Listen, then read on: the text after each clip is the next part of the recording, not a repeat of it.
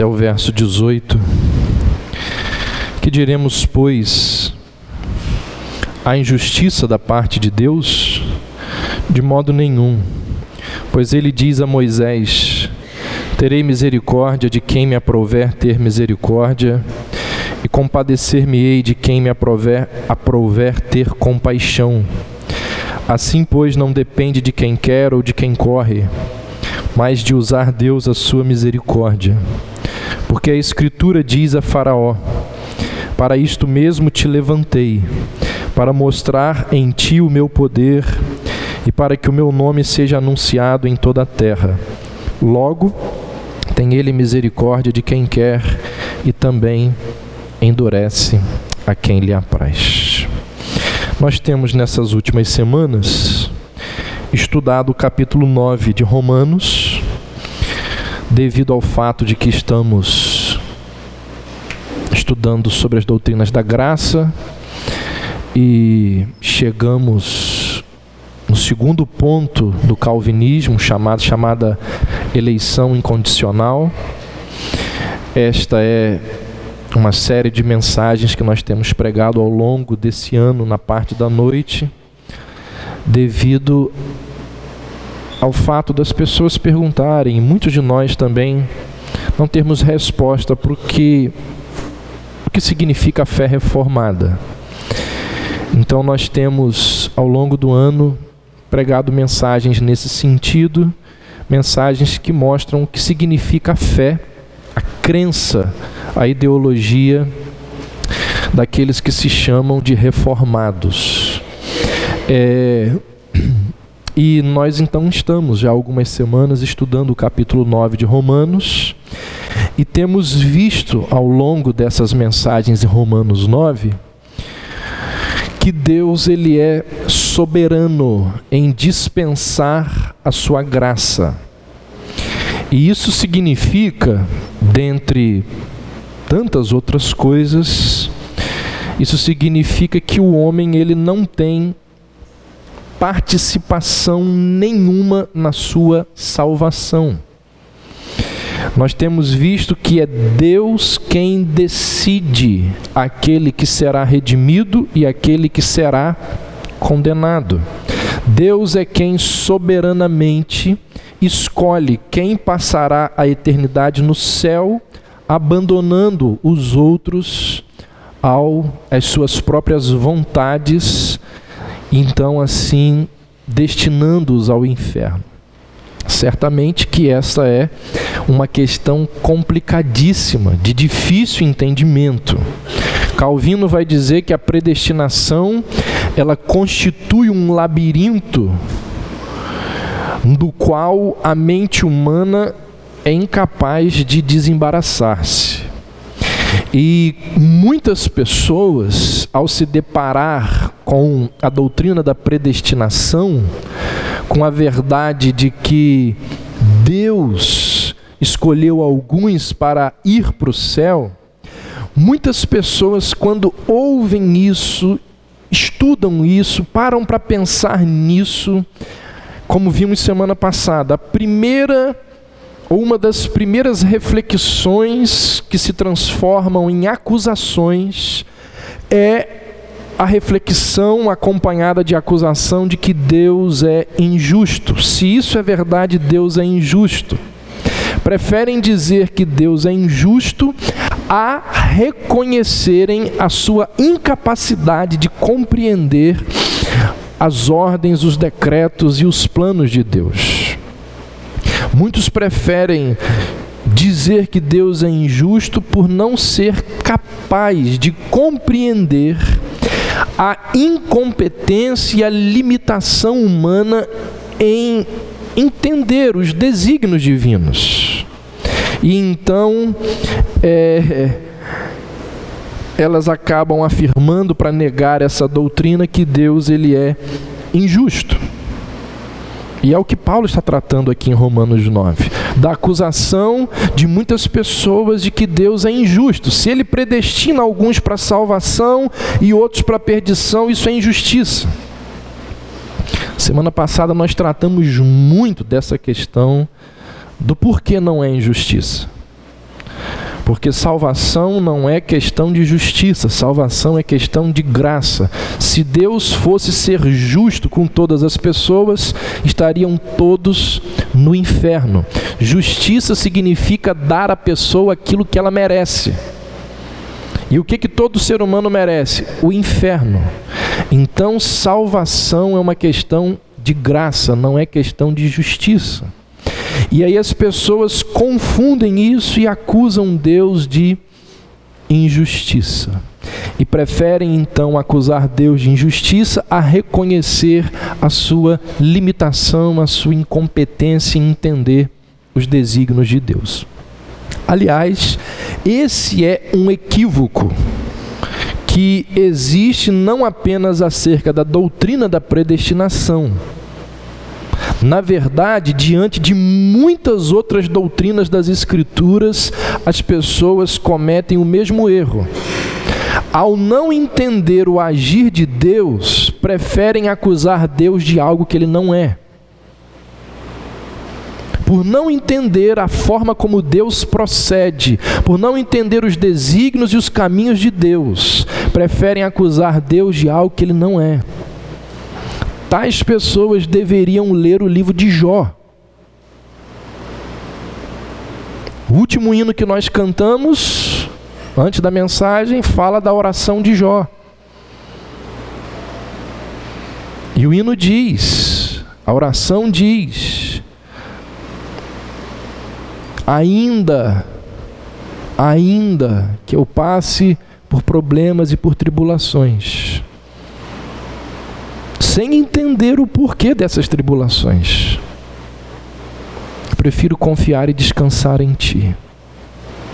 Então, uma das grandes lições que nós aprendemos em Romanos 9 é o fato de que, mesmo não compreendendo os planos de Deus, mesmo não entendendo os caminhos do Senhor, nós jamais devemos acusar Deus de injustiça, acusar Deus de algo que Ele não é. Antes de reclamar, antes de acusar, antes de caluniar, antes de julgar o Senhor, nós deveríamos nos lembrar de que nós somos criaturas. Ele é o Criador. Deveríamos nos lembrar de que nós somos uma raça frágil, fraca, enquanto Ele é onipotente. Deveríamos lembrar que nós somos débeis, limitados, enquanto o Senhor é infinito, é onisciente. Então, em se tratando do Senhor do universo, a nossa reverência deve sempre, a nossa reação deve ser sempre de reverência, de temor, de louvor. Depois de enfrentar tudo que enfrentou, de passar por tudo que passou, sem ouvir as explicações de Deus do porquê que enfrentou e passou, pelas coisas que enfrentou e passou, Jó disse: bem sei que tudo podes e que nenhum dos teus planos é frustrado. Então, compreender e aceitar que Deus faz o que quer, com quem quer, na hora que bem entender, não é só questão de predestinação. Primeiro, que não é fácil, é dificílimo. E segundo, que não tem a ver apenas com a doutrina da predestinação. Por exemplo, se Deus resolver levar a pessoa que você mais ama nesse mundo, qual vai ser a sua reação? Porque diz a Bíblia que tanto a vida quanto a morte estão nas mãos de Deus. O Senhor deu, o Senhor o tomou. No teu livro foram escritos todos os meus dias, cada um deles escrito e determinado, disse Davi, quando nenhum deles ainda havia. Então, se Deus resolve hoje à noite levar deste mundo a pessoa que você mais ama, você vai acusá-lo de injustiça? Você vai acusá-lo do quê? Se a vida e a morte estão nas mãos dele? Se Deus permitir que uma doença grave e irreversível venha sobre a sua vida, do que você vai acusá-lo? Como que você vai reagir? Se Deus retirar o seu sustento, levando você a durante um tempo, ou quem sabe o resto da vida, depender financeiramente de outra pessoa, numa situação que muitos de nós não sabem conviver, de dependência, porque a dependência gera humilhação. Como que você vai reagir? Se Deus for Deus na sua vida, o que eu quero dizer com isso? Se Deus quiser fazer com você o que Ele bem entender, na hora que Ele bem entender, e muitas vezes o que Ele bem entender não é aquilo que você gostaria que fosse. Se Deus resolver fazer essas coisas, mesmo assim você vai louvá-lo? Então, o que Romanos 9 nos ensina é que crer na soberania de Deus, aceitar a soberania de Deus, é muito maior do que crer em predestinação. Vai muito além de crer numa doutrina das Escrituras. Aceitar e compreender a soberania de Deus significa que Deus é livre, não apenas para predestinar pessoas para o céu e abandonar aquelas que vão para o inferno, como Deus é livre para apanhar um jovem de 16, 17 anos de idade e dar uma doença nele, ele ficar 3 anos numa cama e morrer.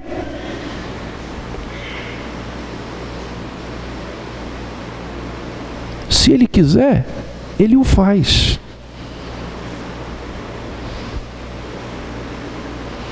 Aceitar a soberania de Deus é compreender que Ele é livre para fazer com cada um de nós o que bem entender, não apenas nas questões concernentes à salvação, mas em todas as áreas da nossa vida: emprego, saúde, família, lazer, relacionamentos. Então, o que pensa um cristão reformado? O que crê uma pessoa reformada? Crê que Deus é soberano e Ele predestina pessoas para o céu, mas também crê que Deus é soberano sobre todas as áreas da vida. Que Deus não precisa dar explicações a ninguém daquilo que Ele faz ou daquilo que Ele deixa de fazer.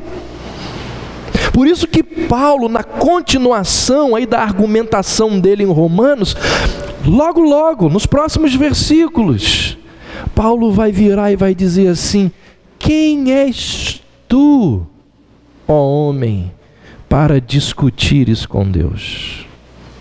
Quem você pensa que é para dizer a Deus o que Ele deve e o que Ele não deve fazer?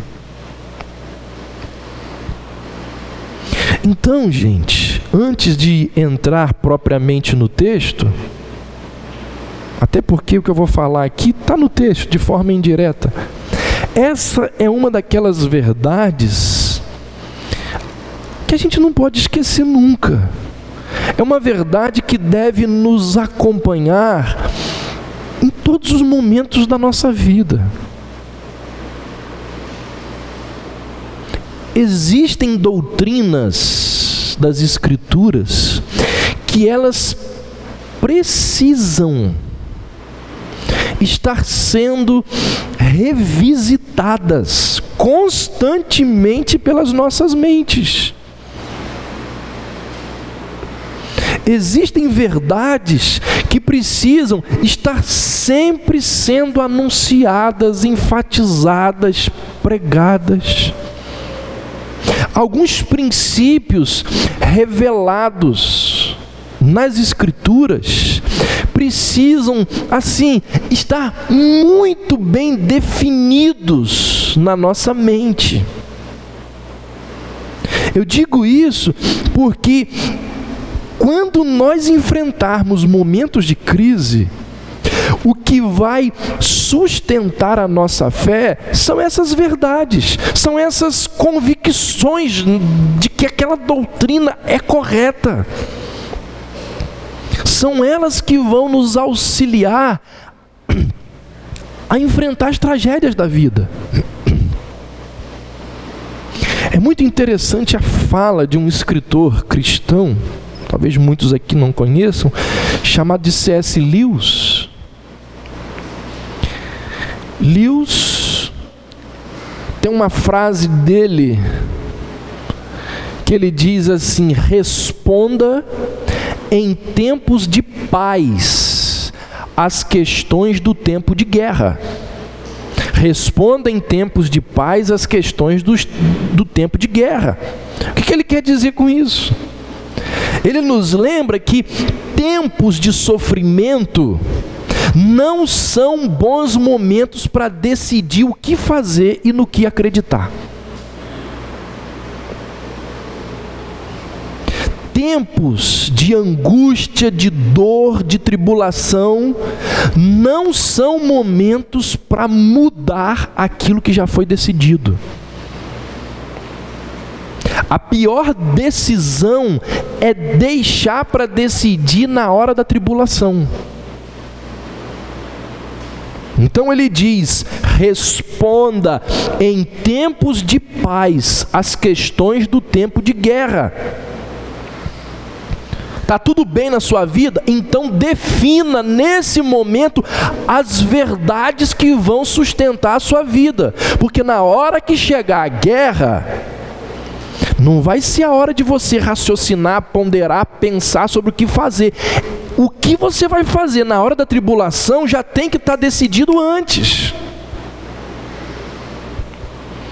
Então a gente não pode deixar para refletir sobre a soberania de Deus quando a casa estiver pegando fogo.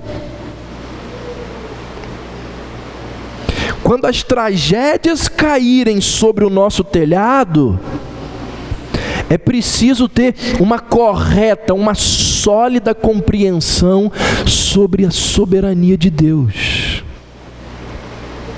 Lewis diz assim: na hora do sofrimento, as alucinações provenientes do ar rarefeito e as dificuldades de achar o caminho no escuro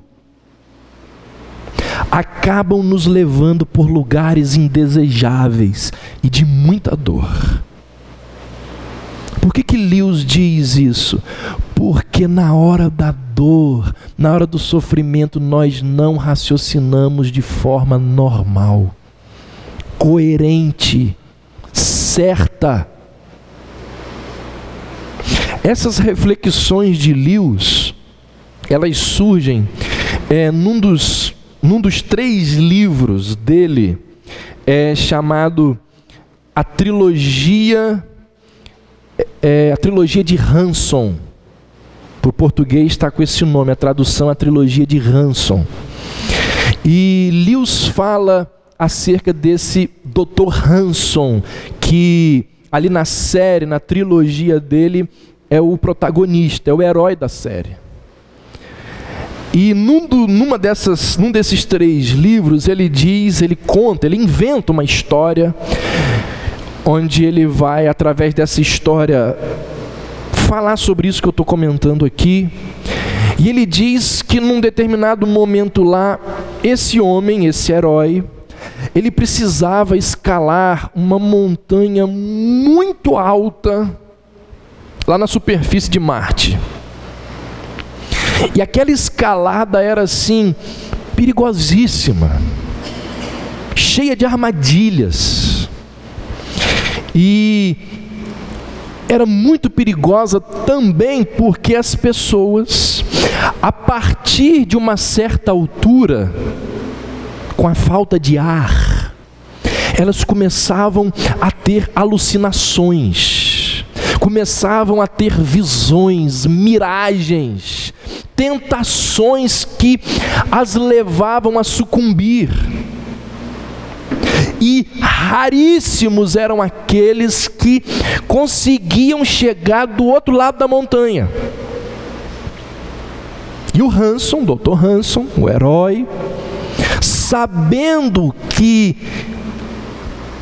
daquilo que o espera, antes de começar a jornada, ele para no pé da montanha e ele dedica ali um bom tempo planejando, pensando, ponderando a escalada.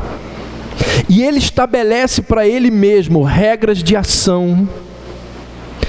Ele pensa em coisas que ele fará, coisas que ele não vai fazer, decisões que já estão tomadas, ele repassa essas decisões à exaustão na mente dele, decora as decisões minuciosamente, para que na hora da confusão, aquelas decisões que ele decorou minuciosamente venham-lhe à mente. Feito isso, ele começa a subir.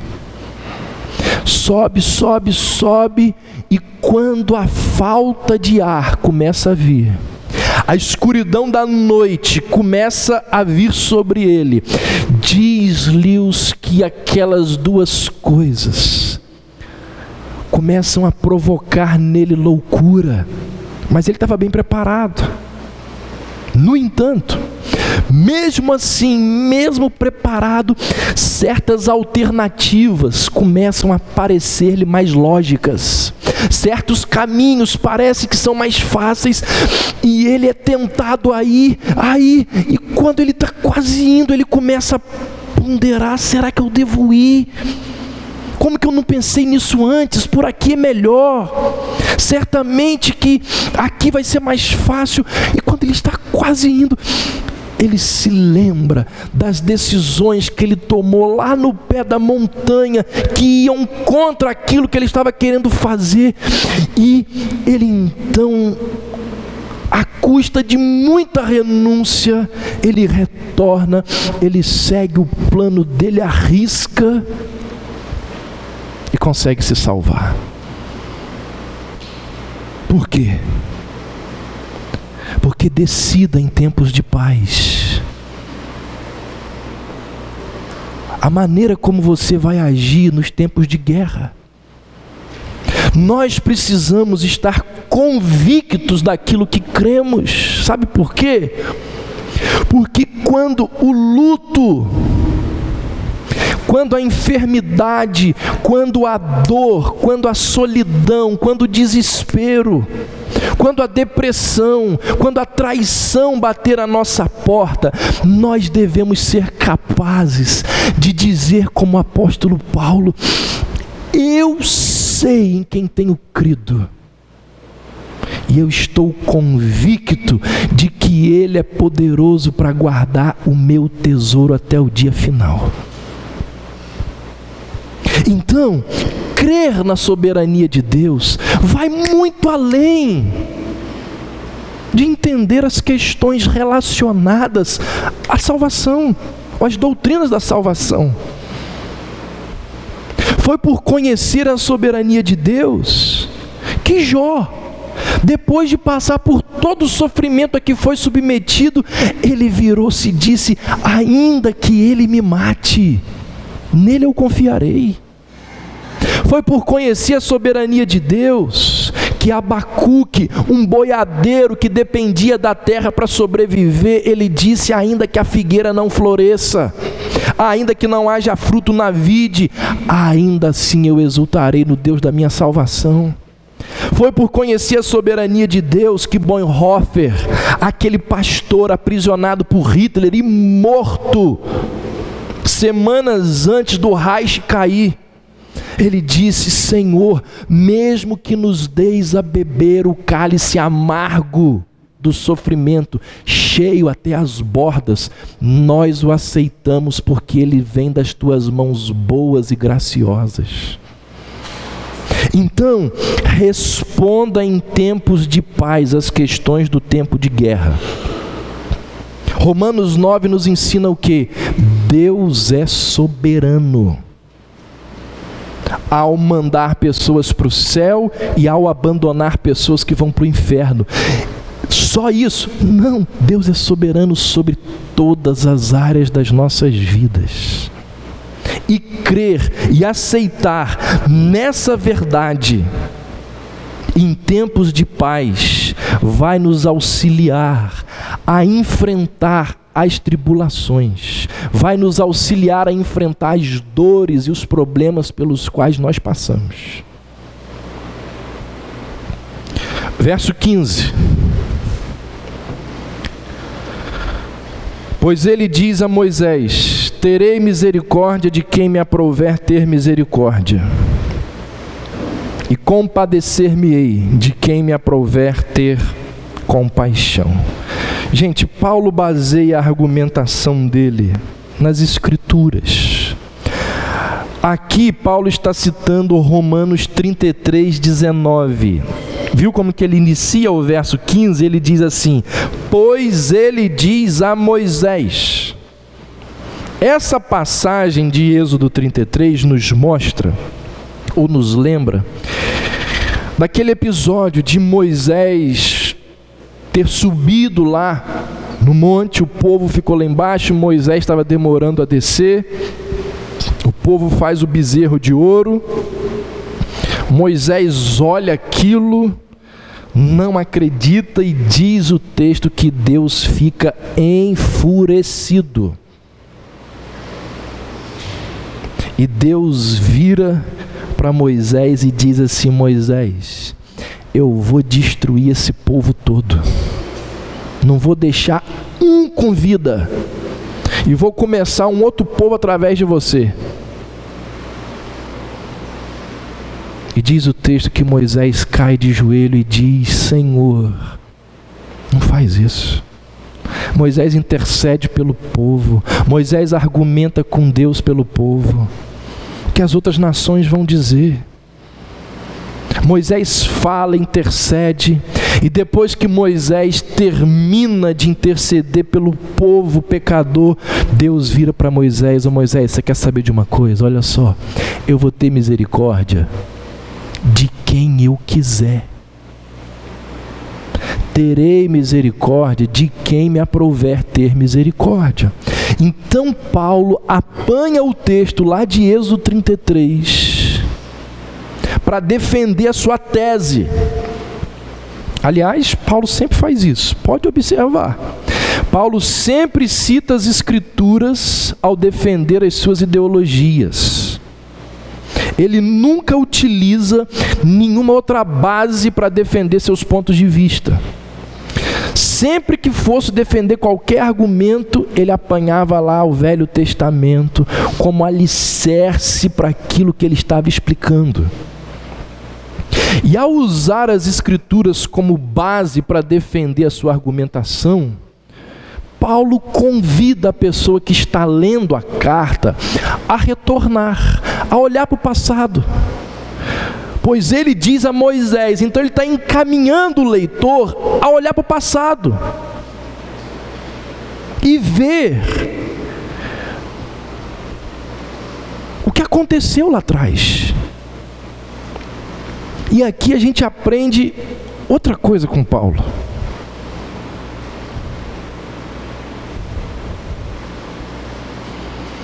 Sempre que você estiver diante de uma controvérsia religiosa,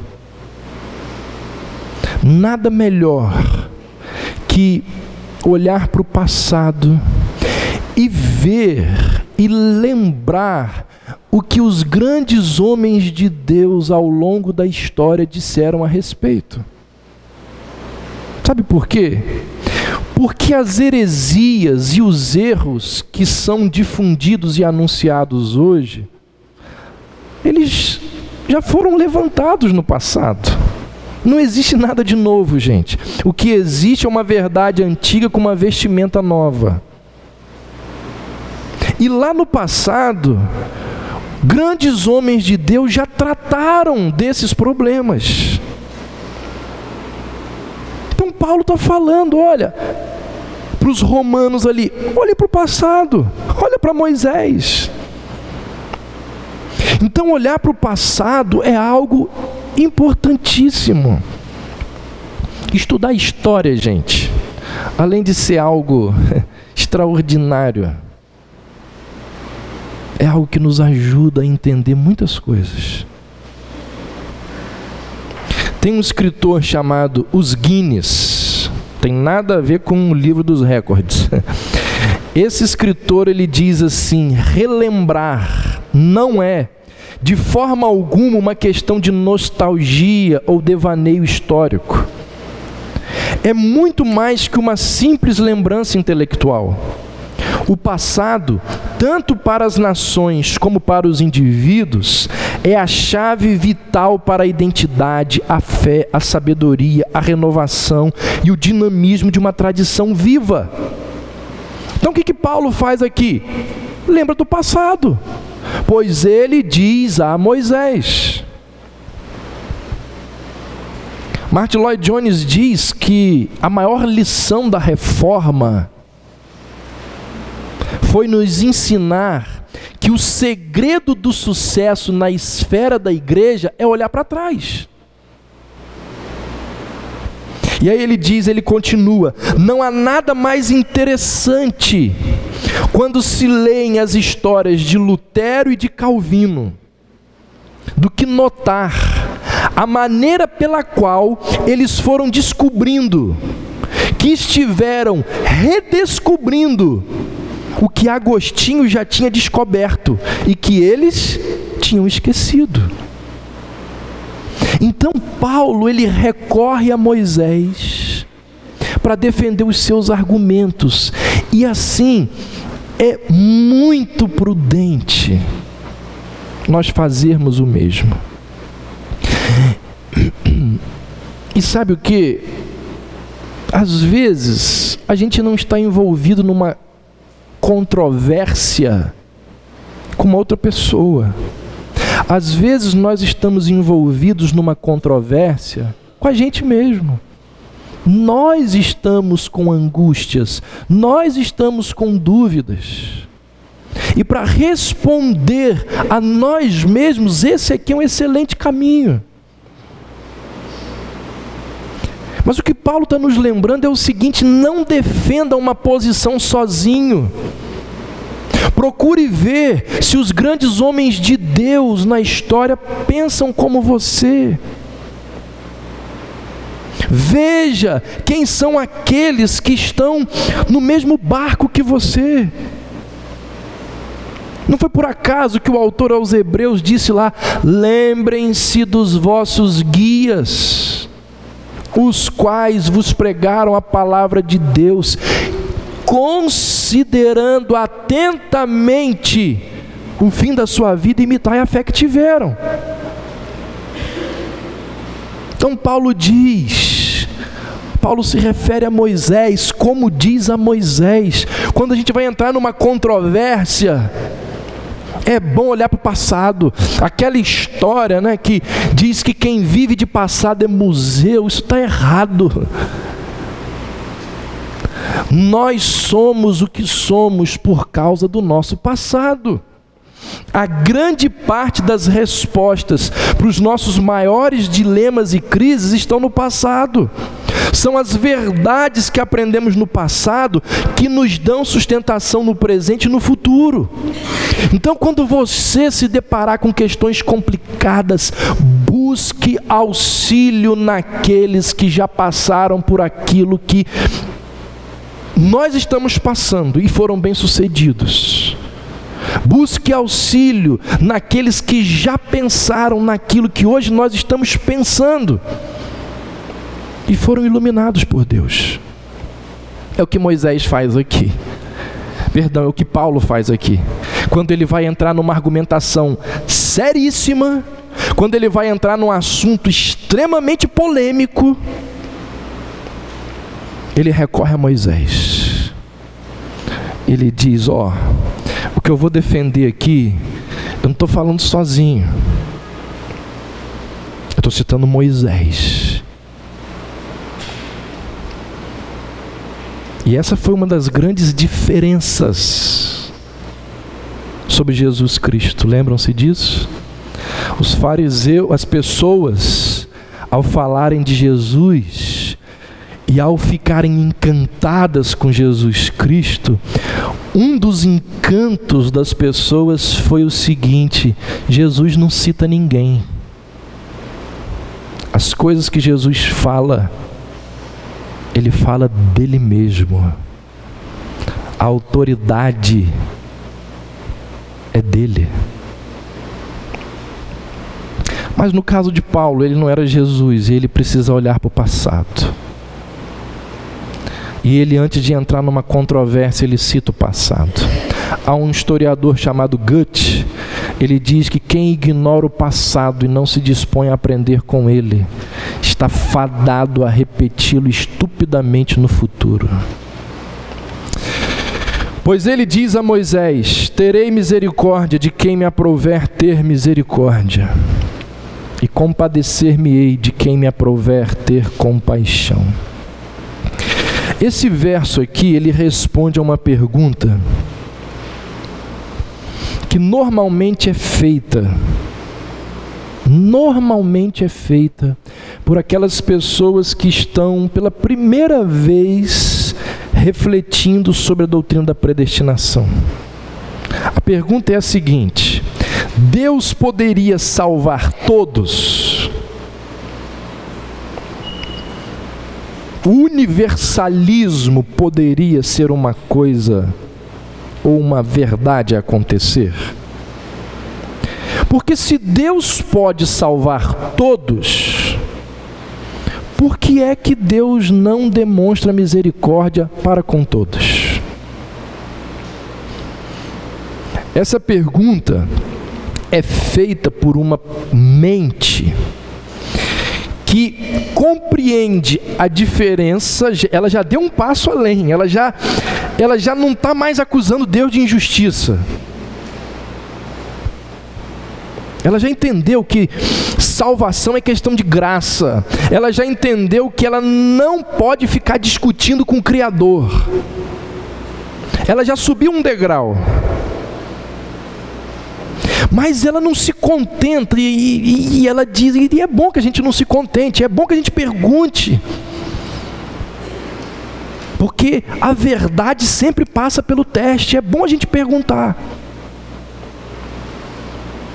E aí então a pessoa que já compreendeu a diferença entre misericórdia e justiça, ela ainda quer saber por que Deus é seletivo, uma vez que Ele teria condições e poderia demonstrar misericórdia para todas as pessoas. Então a argumentação dela é mais ou menos a seguinte, ela dizendo: esquece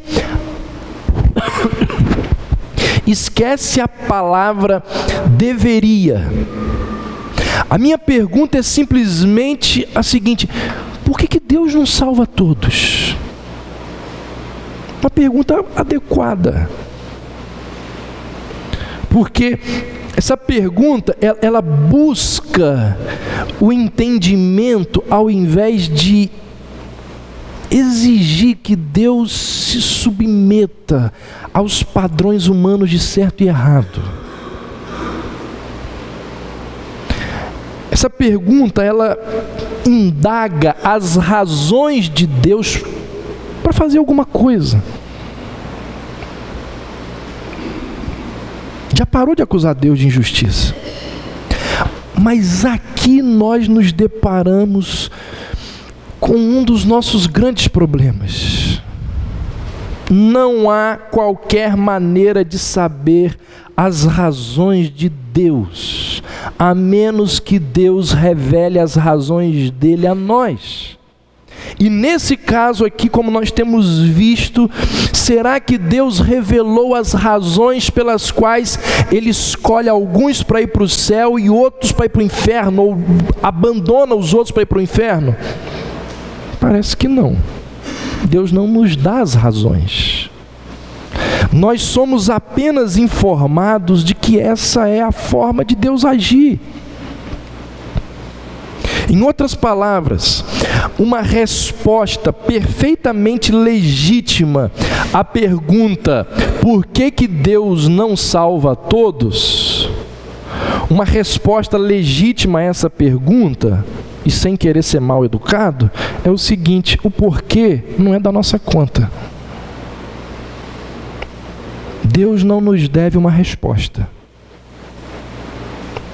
Ao perguntarmos por que Deus não elegeu a todos, nós damos de cara com aquele muro intransponível, aquele muro teológico lá de Deuteronômio 29, o muro teológico chamado de as coisas secretas de Deus.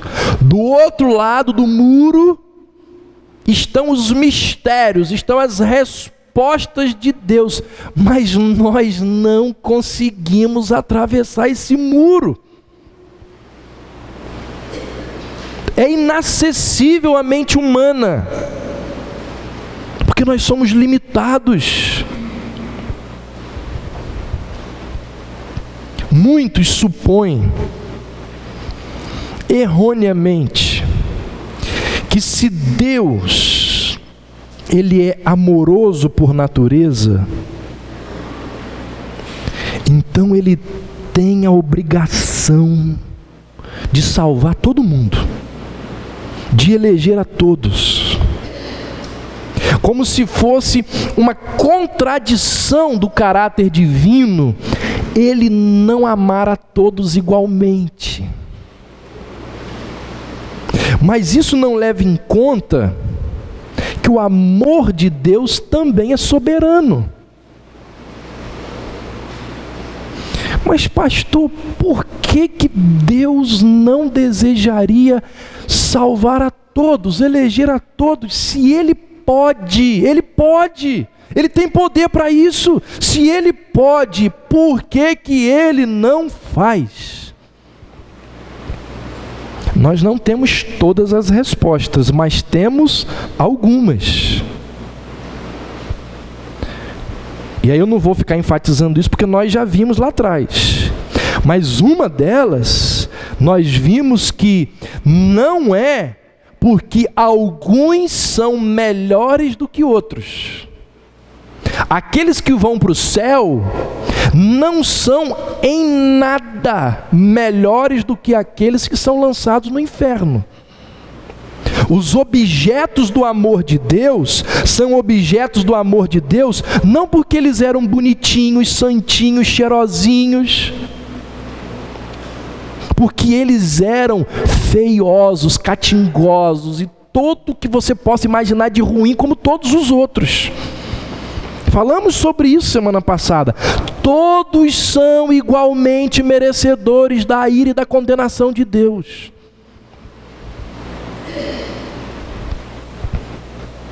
Então, não é por mérito humano. Por que Deus não deseja salvar e eleger a todos? Gente, só pode ser. E Paulo vai nos dizer isso aqui no texto. Só pode ser o quê? Deus não desejar eleger a todos. Porque existe algo em Deus, ou melhor dizendo, Deus, Ele quer mais do que qualquer outra coisa, algo que está acima da eleição. Há algo em Deus, ou melhor, há algo que Deus quer. Existe alguma coisa que Deus quer mais do que qualquer coisa que Ele poderia obter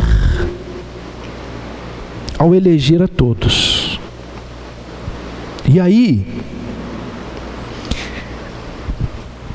o que poderia ser mais importante para Deus? Tem alguma coisa que Paulo vai dizer aqui. Tem alguma coisa que para Deus é maior. Tem alguma coisa para Deus que é mais importante do que salvar os seres humanos todos. Por que Deus não salvou todo mundo? Porque tem alguma coisa mais importante que salvar todo mundo. O que poderia ser mais importante para Deus do que livrar todos os pecadores merecedores do inferno de seu apuro? O arminiano tem a resposta dele. O arminiano diz assim: para Deus o mais importante é preservar a vontade e o livre-arbítrio humano. Para o arminiano, Deus não salvará a todos. Pergunta para um arminiano por que tem gente no inferno. Porque ele não escolheu Deus. Ele foi para lá porque ele quis, porque ele não andou nos caminhos de Deus, foi para lá porque ele quis. Para o arminiano, Deus não salvará a todos, porque fazer isso exige que ele se intrometa, exige que Deus manipule a vontade rebelde dos descrentes. E como Deus valoriza muito a liberdade humana, Ele escolhe então salvar os que creem. Embora fosse possível salvar também aqueles que não creem. Mas nós não somos arminianos e nós não cremos assim. Então qual é a nossa resposta? Qual é a leitura ou a interpretação que nós fazemos de Romanos 9? Por que Deus não salva todo mundo? O que é que poderia ser mais importante para Deus do que livrar todos os pecadores merecedores do inferno de dos seus apuros? O calvinista diz assim: aquilo que é mais importante do que salvar todo mundo para Deus é a demonstração da sua glória e de todos os seus atributos. Quando Deus revela todos os seus atributos, quando Deus revela o seu caráter, Ele recebe glória. E isso é mais importante para Deus do que salvar todo mundo. John Piper diz assim: quando são perguntados sobre o porquê de nem todos serem salvos, tanto os calvinistas quanto os arminianos respondem que Deus está empenhado em algo ainda mais valioso do que salvar a todos. O que Deus deseja mais do que salvar a todos? A resposta dada pelos arminianos é que a autodeterminação